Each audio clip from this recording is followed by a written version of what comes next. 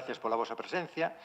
Clausuramos hoxe as xornadas de UME coa presentación da revista número 8. Son 8 anos de traballo, con 8 exemplares. Vemos que a revista segue máis viva que nunca, gracias á colaboración dos autores e tamén dos lectores. A revista naceu no ano 2008 co ánimo de recoller investigacións de carácter local e tamén comarcal que estaban perdidas no olvido ou recoller investigacións de xoves ponteses que estaban fora das Pontes e que, ao mellor, quedaban un pouco olvidadas porque nunca saíran á luz. Entón, por ese motivo, a Asociación Cultural de Estudos Históricos UME tuvo a idea de, digamos, editar unha revista que recollera os traballos de todos esos xoves ou de non tan xoves ponteses ou non ponteses que traballaran sobre a historia local ou comarcal, non? Vivimos nun momento dominado pola globalización e por este motivo é interesante facer este tipo de revista que traballen o local, que recuperen a nosa historia e que nos faigan reafirmar a nosa identidade pontesa. Estamos moi agradecidos con todos os autores que nos acompañan ano tras ano e enriquecen esta revista. Estamos tamén moi agradecidos cos lectores, tanto os que mercan a revista como os que a leen na biblioteca, que tamén acoden moitas persoas a lela. E nada, que seguimos abertos a todo tipo de colaboracións de persoas pontesas ou alleas ás Pontes que nos queiran achegar un pequeno traballo de investigación, máis ou menos riguroso, que sempre terá cabida nesta revista, non? A revista de hoxe, que é o número 8, ábrese con un artigo de Elixo Villaverde García, que é un doutor en Xeografía e Historia, é un profesor de ensino medio de Santiago. É un artigo sobre a biografía de José María e de Gaspar Rivera Corral, que, como sabedes, son dous ponteses que naceron no Chamoselo e que emigraron a México facendo fortuna a finales do século XIX. Tuvemos ocasión de escoitar o ano pasado a Elixo Villaverde dándonos unha pequena conferencia sobre a vida destes ponteses, non? Estes ponteses, Xosé María e Gaspar, naceron no lugar do Chamoselo, no que hoxe é a Vía Romana, e emigraron sobre os anos, na década dos 60 do século XIX a Cuba. Traballaron na Habana, Gaspar e José María, aparte de realizar traballos, estiveron tamén militando no exército español e cando se produxo a Guerra dos 10 anos, no 1868-78, en Cuba, decidiron saír da illa e se foron para México. Arribaron ao porto de Veracruz e ali José María fundou unha tenda de ultramarinos que se chamaba La Estrella de Oro, que foi o seu precedente para despois volver a España e fundar a Estrella de Galicia. Pois, bueno, Elixo Villaverde, neste artigo, fala un pouco das súas peripecias en Cuba primeiro e despois en México. En canto a Xosé María, contanos como, despois de facer un pouco de diñeiro en México, volta ás Pontes a principios do século XX, casa con unha rapaza que era da familia Illade e compra algunhas propiedades, entre outras o monte que era daquela monte Cal da Velaíña, onde hoxe están ubicadas moitas casas, e logo se vai para a Coruña.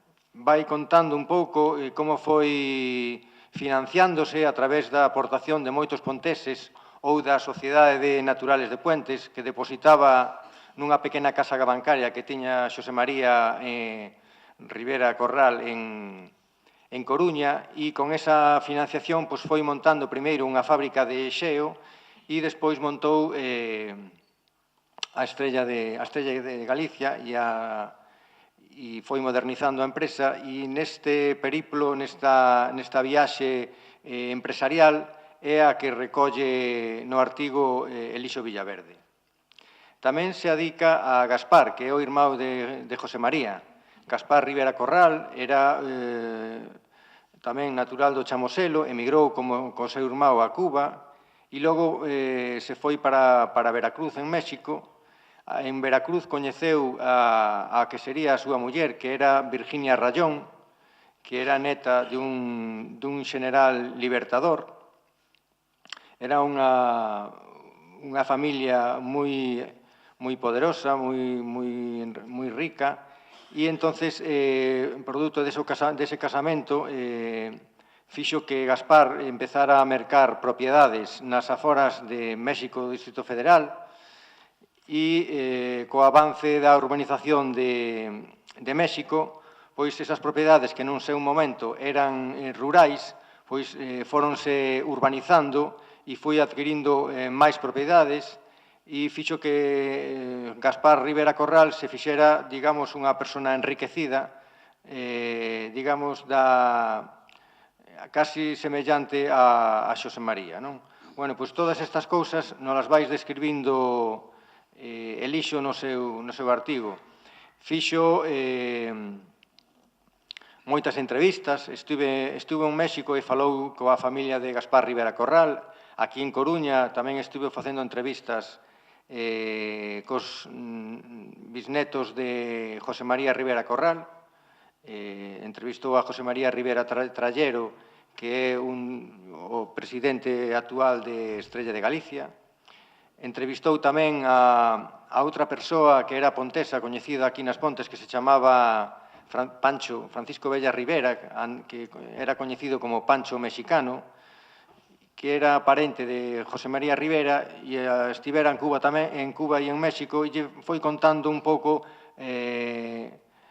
todas as peripecias ás que se viron sometidas tanto Gaspar como Xosé María. Aquí vemos a Gaspar, fotos realizadas en México. Este é Gaspar Rivera cos seus fillos e os seus netos na finca Santa Rita, que era unha finca que mercou as aforas da cidade de México. É moi curioso, este tamén volve a ser Gaspar.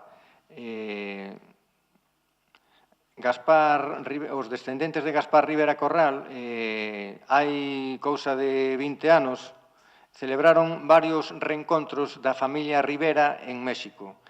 Eran unhos reencontros que se asemellaban aos reencontros que facía a familia Ford en Estados Unidos. Chamábanlle La Riverada.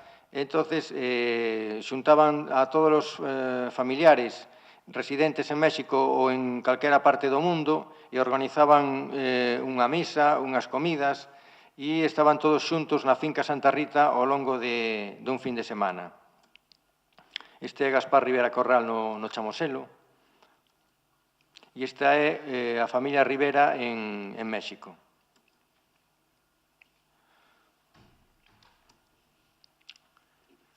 O segundo artigo que está na revista, vou pasar moi rápido, este é José María Rivera Trallero e Ignacio, que son os actuales xerentes da empresa. O segundo artigo que está na revista, as autoras son Yesmina Seijas e Sofía Paleo, leva por título O camiño de Mondoñedo Ferrol e a ruta comercial do xeo, as neveiras, e deste artigo vai vos falar Antonio Rivera, de Xermade, porque colaborou moito coas autoras na realización deste traballo e ten moito máis que contar que o que poido contar eu. Falaba Manuel fai un momento da fábrica de xeo que tiñan os meus parentes, debían ser, que eran Rivera, eu son Rivera Ribeira, da fábrica do xeo que tiñan nas Pontes. Estas dúas rapazas tamén investigan un pouco sobre sobre as fábricas de xeo, pero máis antigua, da Idade Media. Yasmina Seijas e Sofía Paleo son dúas rapazas, unha licenciada en Historia da Arte e Sofía arquitecta, que tiñan interés en investigar sobre o Camiño Real, Mondoñedo-Ferrol, e sobre a neveira de Lousada, que faláramos aquí fai 2 anos nun artigo que presentamos na revista número 6, sobre o Camiño Real Mondoñedo-Ferrol. E estas rapazas tuveron interés en seguir investigando, profundizaron sobre o tema da fabricación do xeo e sobre o Camiño Real Mondoñedo-Ferrol.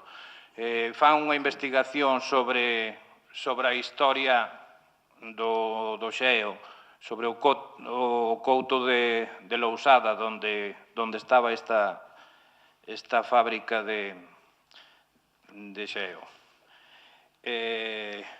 E un pouco, pois, profundizan sobre aquel traballo e nas súas conclusións xa falan sobre o interés que ten na conservación, a conservación destes elementos etnográficos que teñen o interés en conservalos e o valor que teñen.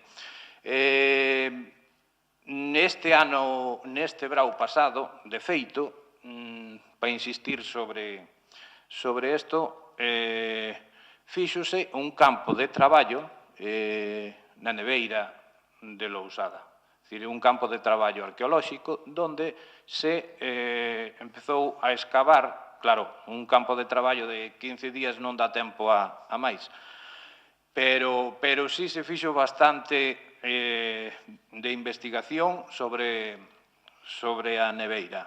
De feito, hai unha páxina en Facebook, a Neveira de Lousada, que é interesante de ver.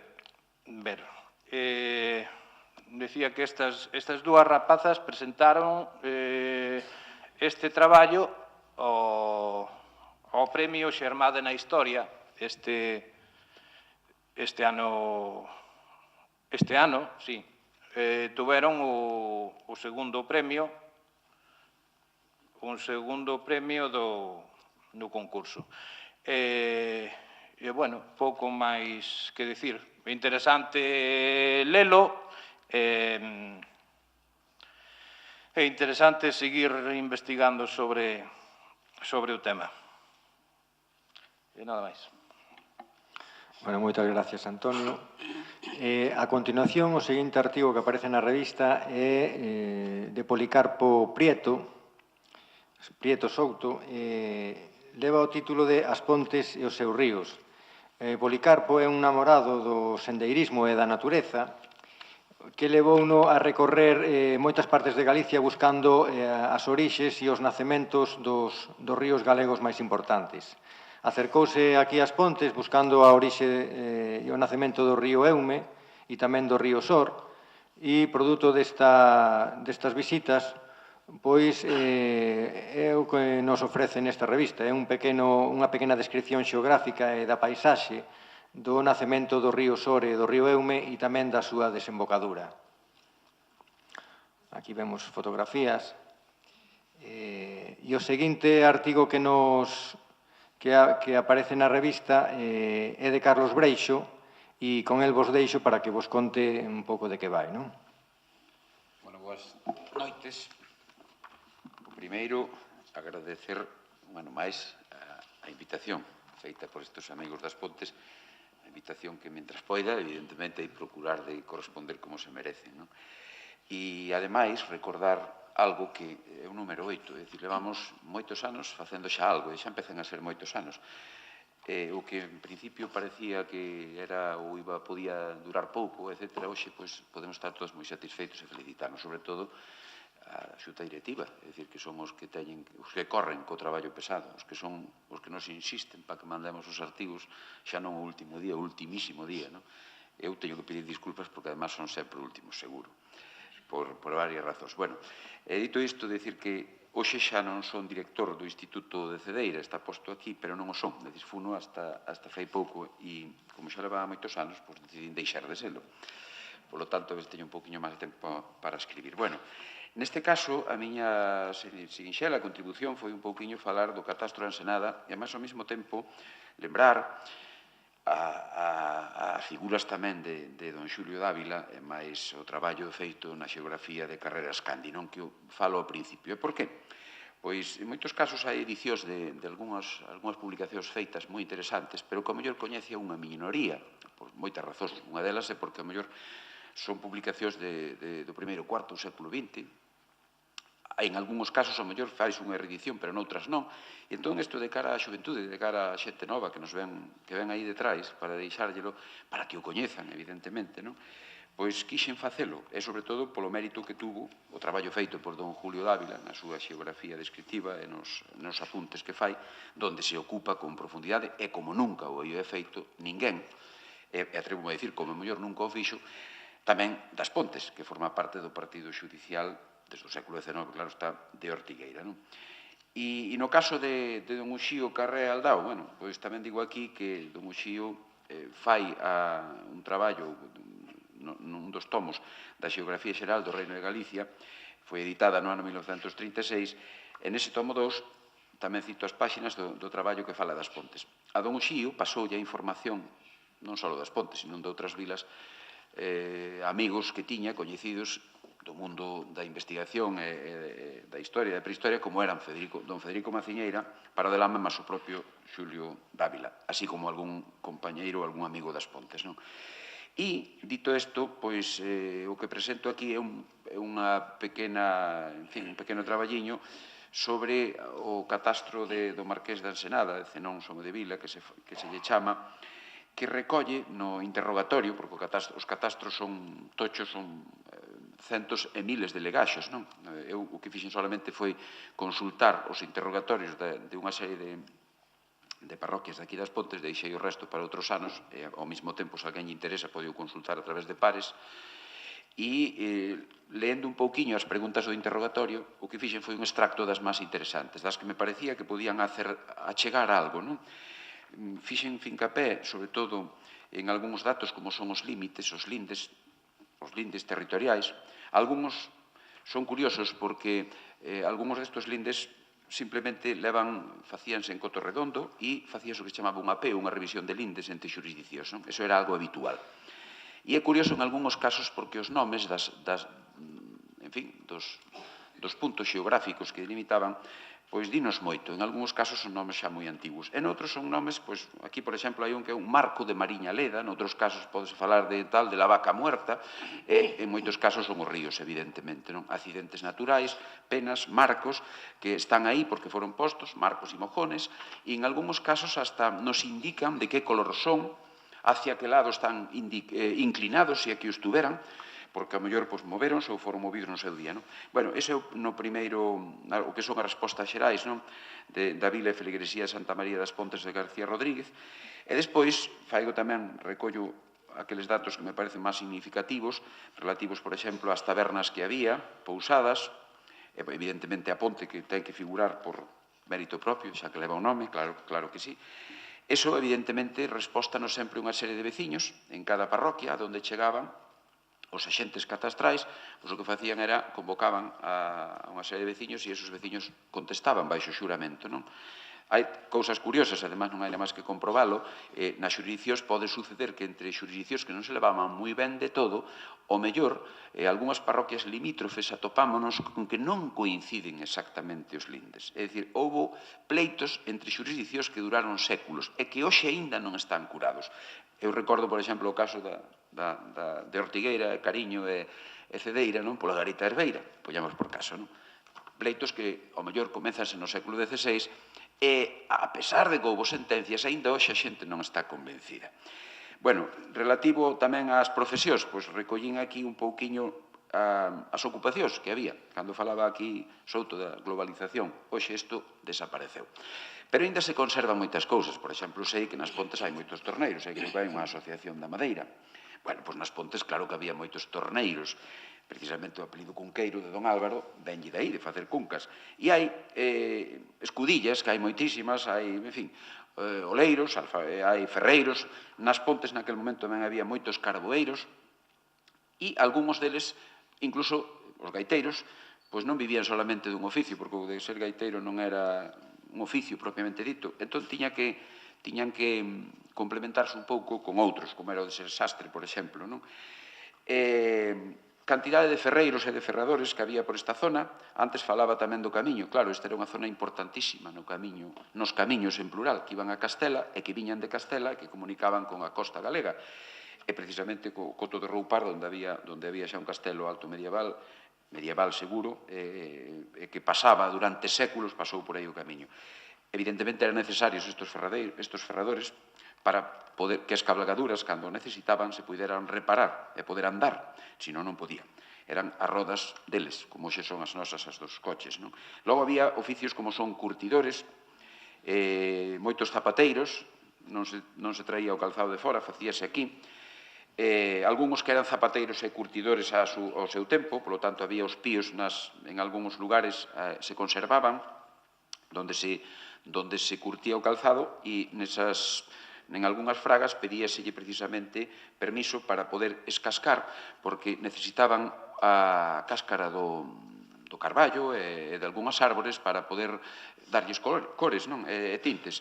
Bueno, ademais, nisto tamén hai algo que me chama a atención, porque nas Pontes, sobre todo hasta o século XX, hasta ben avanzado o século XX, hai unha serie de apelidos que son típicos desta comarca e que aquí no Catastro de Ensenada podémoslos ver.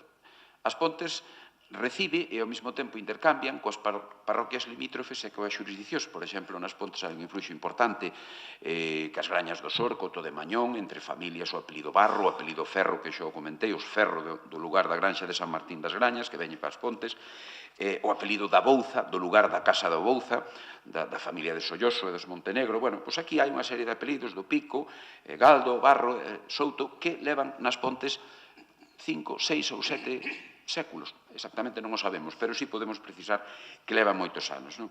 E, bueno, algúns datos así máis que fun achegando para que non se fixera pesado, non obstante, xa digo, en pares, poden consultar calquera os catastros de casi todas as parroquias, concellos e vilas que están aí.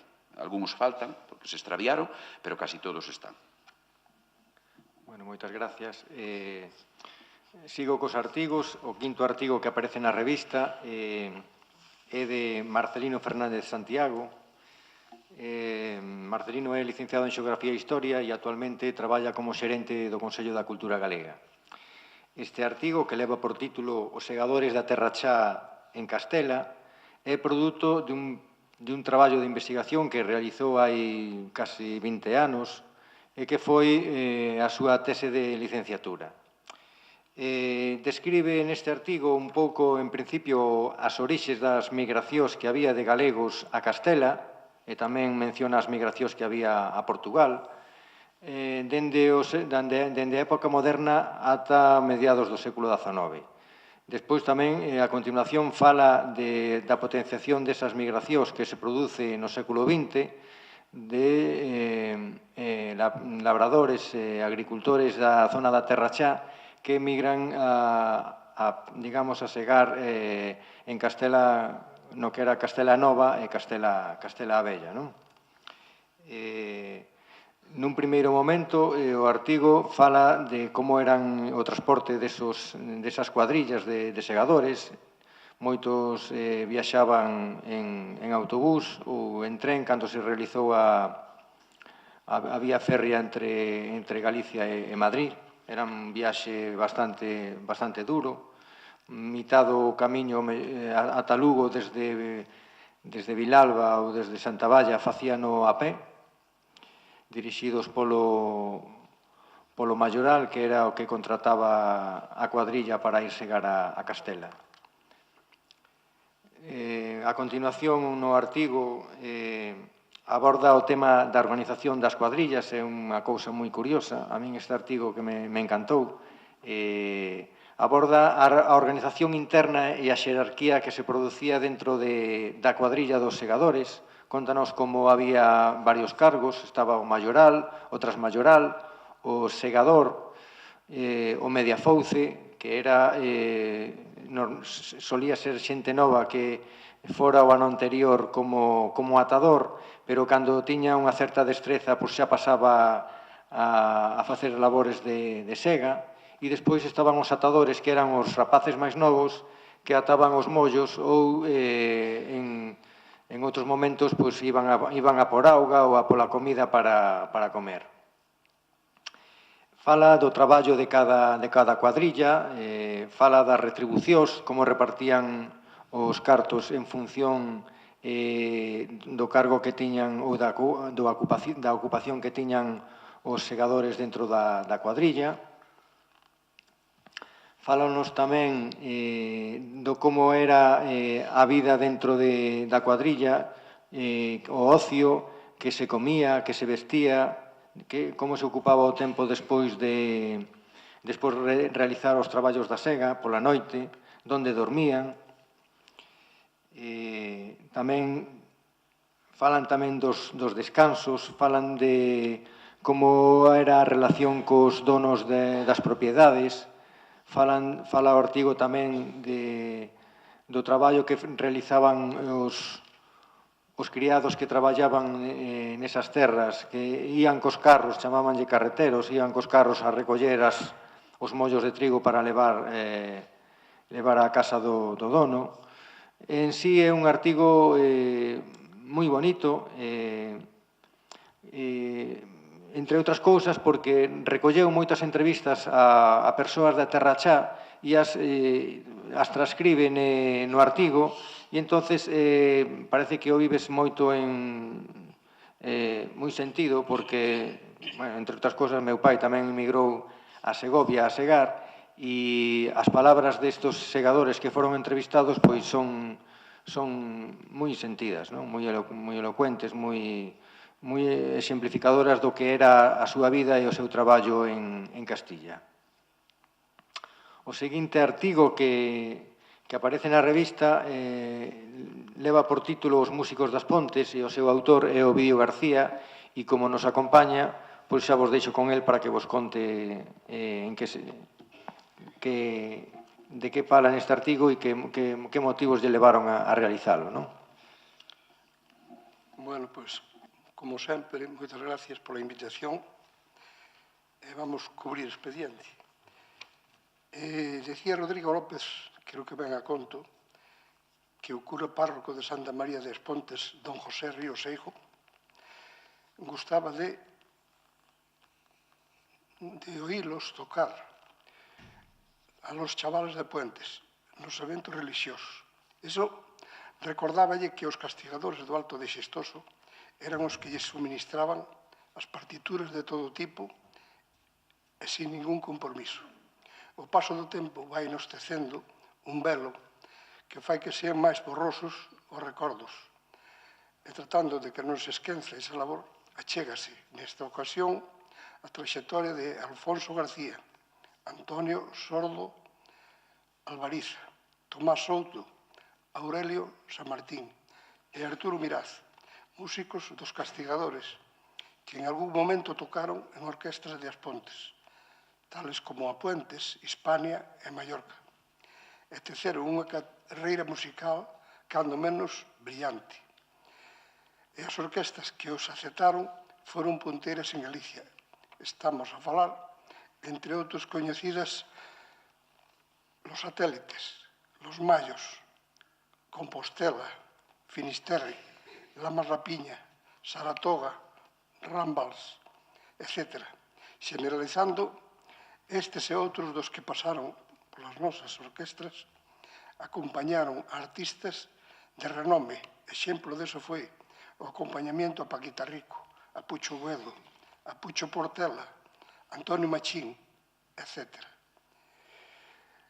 Tres deses músicos, Alvariza, Aurelio, Alfonso, xa nos deixaron.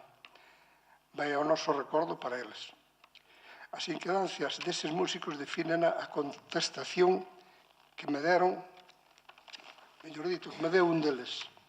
A pregunta que a mí sempre me picou a curiosidade era: como é que cada un de vos pasastes por tantas orquestas? A contestación foi moi razonable. A razón é que cada orquestra tiña o seu estilo diferente e sempre se aprendía algo. E enriquecíanos. Tamén a relación con músicos distintos multiplicaba a nosa experiencia. Pouco hai máis que añadir, só que o que non está aquí, supoño que o encontraredes na revista. E quero facer unha mención especial, xa que falo da música, aproveito esta oportunidade a un recordo para Viruca Campos, artista nos seus anos mozos que estuvo no Desfile de Estrelas. Formou o dúo musical con Pepe de Pena na Orquesta Mallorca e foi o pasamento estes días.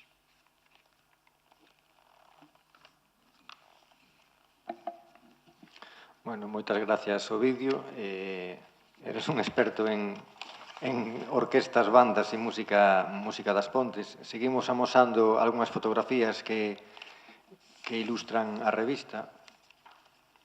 Esta é a Orquesta Rambals.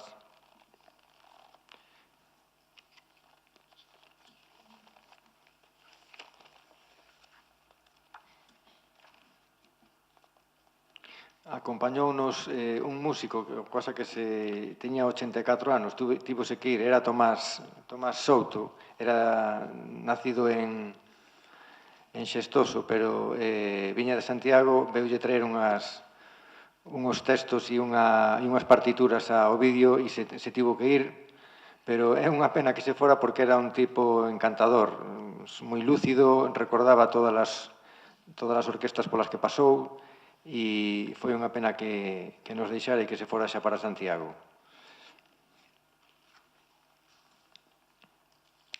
Bueno, o seguinte artigo que aparece na revista, que é o artigo número 7, bueno, sigo vos amosando estas ilustracións que son preciosas, que aparecen na revista.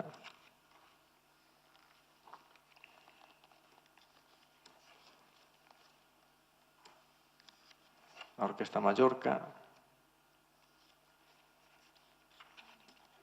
Sí. Servando, sí. A Orquesta Mallo.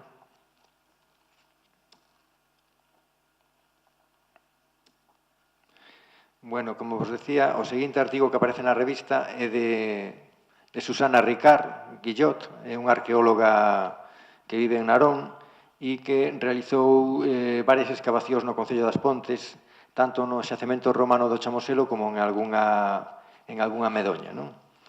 Decidimos encargarlle un artigo a Susana, entre outras cousas, porque o resultado desas excavacións, ao final, quedan nunha memoria que se entrega á Dirección Xeral do Patrimonio Cultural e ao final non é coñecido polos ponteses o resultado desas investigacións.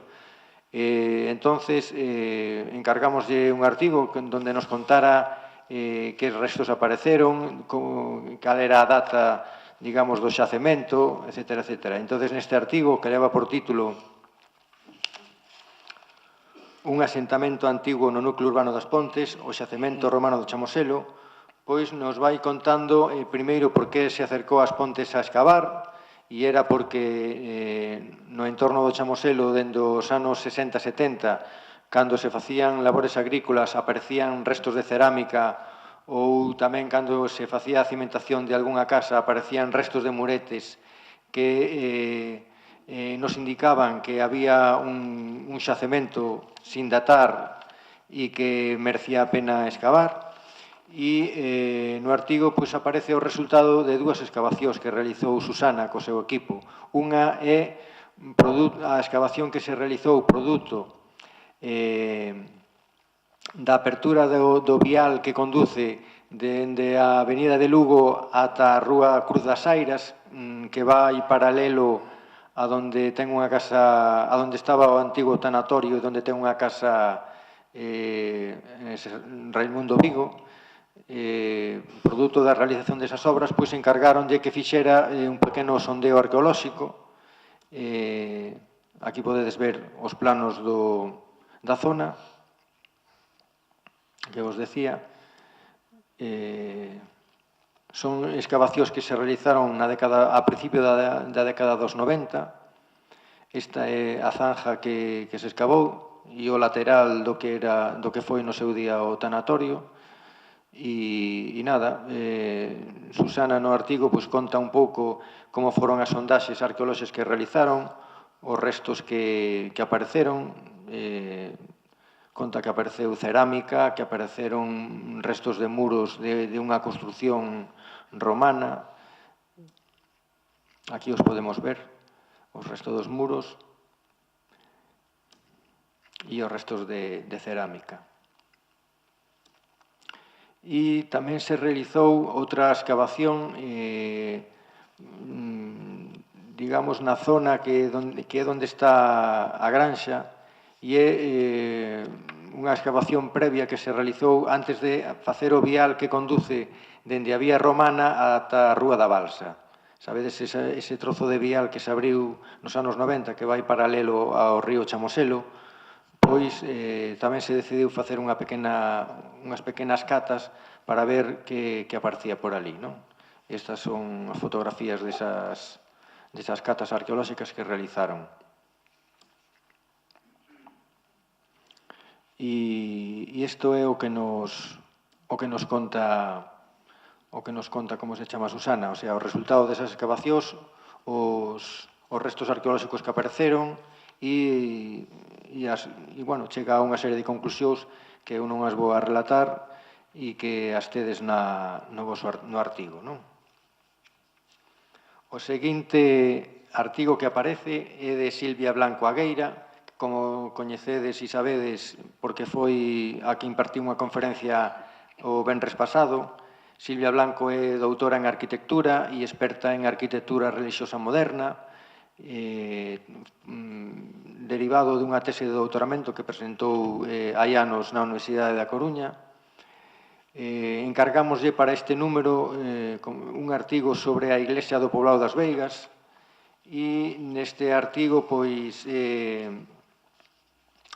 describe en primeiro momento onde se ubica a iglesia dentro do poblado, fai un estudio biográfico do arquitecto autor do proxecto de iglesia, que era Francisco Javier García Lomas y Mata, describe a obra dese autor e como plasma o estilo neste templo. Fai despois unha descripción dende o punto de vista artístico, arquitectónico e estilístico tanto do aspecto exterior como do aspecto interior da Iglesia do Poblado das Veigas. Aquí vemos partes do proxecto do arquitecto, a fachada e os laterais. No artigo non vos lo vou a contar, pero recolle multitude de anécdotas. Entre elas, aquí aparecen dous capiteles que están flanqueando a fachada da igrexa. Os capiteles que hoxe se conservan na fachada da igrexa é o que aparece na parte dereita. Estes capiteles foron construídos na Universidade Laboral de Xixón e o original destes capiteles temos na esquerda unha fotografía onde podemos ver o símbolo do yugo e as flechas que xa non aparecen no capitel que hoxe mesmo está diante da igrexa, que foi retirado este tipo de símbolos franquistas.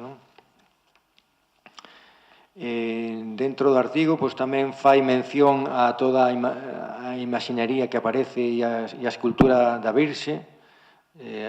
Esta fotografía que aparece aquí a fotografía da muller de Luis Arias, que era presidente da Calvo Sotelo e que, como sabedes, está enterrado nesa igrexa. Algúnha xente di que o escultor baseouse na fotografía bueno, perdón, tuve un lapsus, é a figura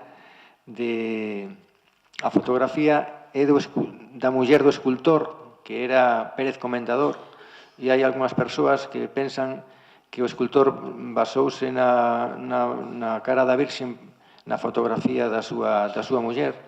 A autora non chega a esa conclusión, pero deixa aberto, digamos, en que se puido basar para facer a cara da Virxe, non? Aquí vemos outras fotografías do interior da igrexa, un concerto dunha banda no interior da igrexa e a escultura da Virxe. E aquí, por último, unha fotografía aérea da estrutura da cubierta. O seguinte artigo que aparece é de Encarna Domínguez Ramil, unha pontesa que todos coñecedes, licenciada en Filoloxía Clásica,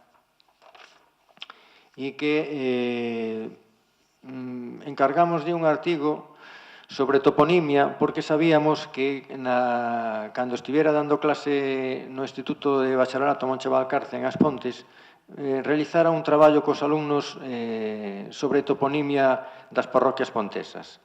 Entonces, puxémonos en contacto con ela e ela encantada de volver sobre ese traballo e fixo unha pequeña reescribiuno e entonces fíxonos un artigo que leva por título Nullum est sine nomine saxum, Lucano 9973, apuntes de toponimia. É un estudio sobre a toponimia de varias parroquias pontesas, non todas. Céntrase na parroquia do Aparral, de Deveso, de San Xoán, de Seoane, de Somede e nada, é un artigo bastante interesante que, digamos, que abre unha nova temática na revista UME, que, como sabedes, se centra no estudio da historia, da arte, da arquitectura, e en este caso, pois, abrímolo a outras temáticas que nos parece interesante, non? O seguinte artigo que aparece na revista, escribino eu, leva por título A empresa nacional Calvo Sotelo e a fábrica de fertilizantes. Neste artigo comenzo realizando un pequeno estudio do que a creación da empresa nacional Calvo Sotelo e os motivos que levaron digamos, o goberno do general Franco e do INI, do propio INI, a creación desta empresa, que non son outros que tratar de que España sexa autosuficiente a nivel de produción de gasolina e de combustibles líquidos e lubricantes, por eso levaba ese nome á empresa. Despois da Guerra Civil Española, tanto o Exército Nacional como o Exército Republicano víronse moi afectados pola falta de combustibles, e iso levou, despois da guerra, a que os dirixentes do INE buscaran fórmulas para tratar de ser, digamos, autónomos en canto a produción e ao consumo de petróleo e de lubricantes. Por este motivo, expertos do INE viaxaron a Alemania nazi, entre eles o ministro Joaquín Planel e o propio Suances, para ver as experiencias en Alemania de cara a producir gasolina utilizando como materia prima o lignito e as pizarras. Había dous métodos, o método Bergius e o método de síntesis Fischer-Tropsch. Eses métodos rescatáronos e utilizáronos en España para producir combustibles e lubricantes. Cando se instalou aquí a empresa nacional Calvo Sotelo, realizaron sondeos e levaron carbóns para Madrid, para o centro de investigación que tiña a Calvo Sotelo, para facer análisis destes carbóns e ver a posibilidade de producir lubricantes e gasolina con eles. Este é unha imaxe do Centro de Investigación de Madrid. Un destes carbóns que era a piropisita que se daba na zona de Espiñaredo e tiña entre un 25 e un 30% de aceites, e con estes carbóns nunha planta piloto que tiñan no Centro de Investigación de Madrid, pois chegaron a producir gasolinas e aceites. O que pasa que a experiencia non foi satisfactoria porque o custe era moi elevado e a produción era moi exigua, moi pequena. Entonces, isto levou a que a empresa nacional Calvo Sotelo decidira olvidarse da posibilidade de producir lubricantes co lignito e os alquitráns ponteses e planificara a construción dunha fábrica de fertilizantes. Este é o esquema do tratamento do alquitrán das pontes para producir lubricantes, que aparece no artigo. E estas son imaxes de Franco e de traballadores na mina. Este é o esquema do proceso de fabricación do nitrato amónico agrícola. Bueno, pois no traballo falo da fábrica de fertilizantes empezando polas orixes, o sea, que lles motivou a empresa a construíla. Falo do proxecto, falo da realización das obras, falo da posta en marcha. Estas son as imaxes, unha parte dunha recreación en 3D que fixo a miña irmá, a que lle estou inmensamente agradecido. Estas son as imaxes da fábrica. Trouxeno aquí porque me parece moi curioso e moi interesante. É un dos arquitectos, José Blasco Robles, que realizou os proxectos dos edificios de servicios da fábrica. Fixo o proxecto do almacén xeral, das oficinas xerais, o proxecto do laboratorio e o proxecto do almacén e da nave de carpintería e de talleres. Como vedes, este almacén de Cepsa en Santa Cruz de Tenerife asemellase aos almacéns que había nas instalacións da fábrica e aos propios almacéns que tiña a Calvo Sotelo en Ferrol e en Rábade para transportar o nitramón. Estas son as fachadas dos proxectos das oficinas xerais e do almacén. Estas son fotografías da inauguración. Eso, como vos decía, conto por que se realizou a fábrica, como foron as obras, como foi a súa posta en marcha e como foi a inauguración. Estas son imaxes da visita de Franco no ano 59 para inaugurar a fábrica. Imaxes en 3D que recrean os edificios da fábrica. E, por último, imaxes dos sacos de nitramón. O artigo acaba coa inauguración da fábrica e non conto como foi a produción e a evolución histórica da fábrica ata o seu peche definitivo, xa, digamos, explotada por Enfersa no ano 88, e iso o deixarei para outro artigo. E, por último, o seguinte artigo que aparece na revista, a súa autoría é aos membros do equipo de etnografía de UME.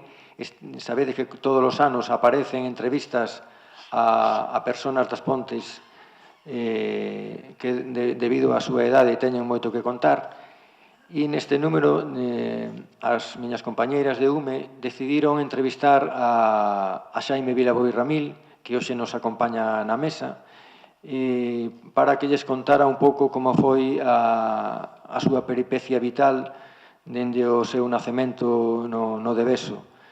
E nesa entrevista aparecen un pouco retazos da súa biografía. Entón, vou vos deixar con Xaime para que vos conte algunha das cousas que puido decir nesa entrevista. Boas tardes a todas e todos e benvidos a este acto. eu teño que darlle as gracias aos membros desta asociación por recordarme, dado que eu tamén asisto dos anos que van en curso, pois creo que faltei a poucas actos como este. Vou pasar así un pouco por encima as cousas, porque son moitos anos de andadura, e é moi difícil concretar fechas ou datos, en fin, pero, bueno, eu no libro non sei como quedou, que opino agora mesmo, pero vou entrar un poquinho no que me recorde. Perdonar por se non podo me estender moito. Eu nacín no ano 35, no lugar de Pereira de Abaixo, parroquia do Deveso. Éramos 4 irmãos, hoxe somos 3, que un falleceu, e fun ás escolas unitarias que había en aquel momento. Unha era na escola no lugar de San Tomé, pertenecía á parroquia do Freixo, porque íbamos a ese eixo, porque era o sitio máis abrigado para ir da miña casa, os que non conozan, hasta aquele sitio, pois, os invernos daquela non eran como o deste ano, eran duros. E logo, cando fun sendo un pouco máis maior, xa fun á escola principal da parroquia, que estaba na iglesia do Deveso. Ali estuve hasta o ano 48 ou 49. Logo, dali marchei á Coruña, tiña familiares na Coruña, tiraron por min hacia ali. Estuve traballando con os familiares nun ultramarinos que se chamaba La Llave, na Ciudad Bella, na calle Dámaso. E logo tamén iba para ir un pouco, preparar un pouco máis o meu nivel. E, como estaba daquela de moda, eran as pasantías. Eu iba a unha pasantía que había na calle Barreiro, recordo ben, frente a Calzada dos Campos, se hai alguén que teña conocimiento daquela zona, sabe perfectamente como era. Pero logo fun progresando, eu era un rapaz novo, traballador, dinámico, e unha empresa que se chamaba César Blanco, que tiña o supermercado no mercado de San Agustín. Despois estendeuse por toda a Coruña, tiña na plaza de Lugo, na plaza de Pontevedra, nos 4 camiños. Pois me fui solicitar e fun para traballar ali. Estuve ali hasta o ano 56 ou así. Entón, al principio dos 56 xa me vin para a aldea, porque acababan de medirme para ir ao servicio, e no ano 57 xa ingresei na mili. Fun para a Infantería Marina de Ferrol. Cando se acabou a instrucción, pois destinarme á fragata Hernán Cortés e fun recorrer todo o norte, todo o noroeste da península, hasta San Sebastián. Ali xa se uniu a nós, que íbamos, eu non sabía para onde íbamos, pero fomos para a escolta do generalísimo Franco. Ali botamos todo o verano, moi ben.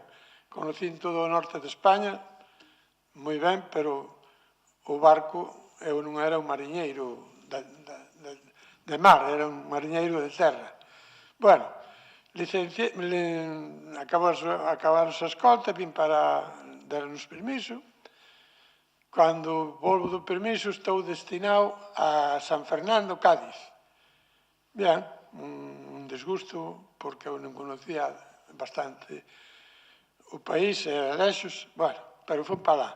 Pero, non obstante, en Cádiz me destinan a Canarias. En Canarias estuve un mes ou por aí, pero naquela época era a guerra do Ayún. Alá nos mandan á playa do Ayún de África. Ali estuve 3 meses ou por aí, ou 4. Despois volvemos a compañía aquela para Cádiz, ou mellor dito, para San Fernando. Ali me licenciei no ano 59, en marzo ou así. Volví para a miña aldea e me casei tamén no ano 59, polo 19 de diciembre, estamos agora case cerca del. E no ano 61, pois xa me establecín aquí nas Pontes, onde estou hoxe, con unha pequena mercería, que naquele momento teño que dicir que, dentre as cousas, a miña muller era modista, e me recordo de prendas que, entre moitas cousas que vendíamos, pois vendíamos batas de casa para as señoras que eran fabricadas nos industrias que tiña xa Amancio Ortega na Coruña ou en Arteixo, non sei onde estaban ubicadas aquela fecha. Así fomos salindo. Logo, como estábamos de frente a un colexio que é Santa María, pois estendemos para unha librería, un pequeno detalle que empezamos con cambio de novelas, en fin, contos que estaban daquela de moda, de tal tellao, en fin, non podo recordarme de todas porque eu pasaba un pouco deso. E contamos que eu librería.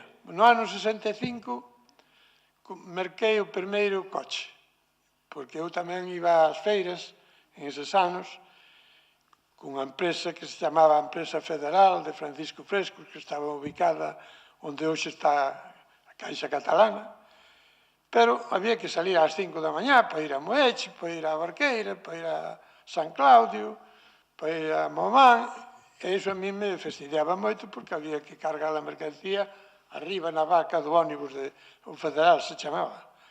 Entón comprei o coche, e xa empezou a cambiar a cousa, fun coa furgoneta, era unha rubia de 8 plazas, pero para a mercancía tamén. Fun traballando así, anos, hasta que, non sei exacto, un ano e pico dos, veu unha empresa de Lugo que se chamaba, e se chama, que eu creo que está funcionando por moitos pasados, Granja de Jeriz, e me solicitou para facer un recorrido de recoller leite pola zona da Capela. Alá fun, pois, un ano tamén. E despois xa empezou a haber o movimento da industria que se foi desarrollando nas Pontes e a empresa Adaro, que era unha empresa do INE, que foi a primeira que fixo os sondeos por onde xa o lago, por todo o Meidelo, algúns que hai aquí non saben onde era o Meidelo, pero outros sí que o conocen, hasta chegamos a Espiñaredo. Traballei un ano con esa empresa, pois un par de anos, polo menos, sondeamos toda Pardo Bazán, chegamos aquí ao Parque Municipal, hai incluso sondeos que están marcados onde están. Pero logo, cando foi toda esa época, pois eu tiña moito a solicitud para traballar, preparei a furgoneta para, fixen os trámites oportunos para documentala para a TASE, un servicio público de 9 plazas, fixen viaxes a Huelva, cando de Enfersa mandaran para unha fábrica que montaran en Huelva, pois marchou moita xente de aquí, pero Huelva eu fixen 2 ou 3 viaxes a Huelva, que por certo eran durísimos, fixen a Bilbao, que se marchou moita xente da zona de Muras, e por aí para Bilbao, para o País Vasco, a Rentería, en fin, recorri moito. Despois, xa, a furgoneta xa iba un pouco machacada, e paseime a un turismo para traballar como taxista. Traballei como taxista, pois, sobre 27, 28 anos, non sei o exacto. Despois, nestes medios, pois, eu había participado en comisións de festas na miña parroquia, como é o de Beso, había participado varios anos nas comisións de festas das Pontes. Teño que recordar que algún aquí hai que se recorde, unhas comisións que formábamos daquela, aquí se formaban as festas con distintos gremios, un ano os taxistas, outro ano os comerciantes de ferreterías, outros anos os bares, outros anos os ultramarinos, en fin, así foi moitos anos. E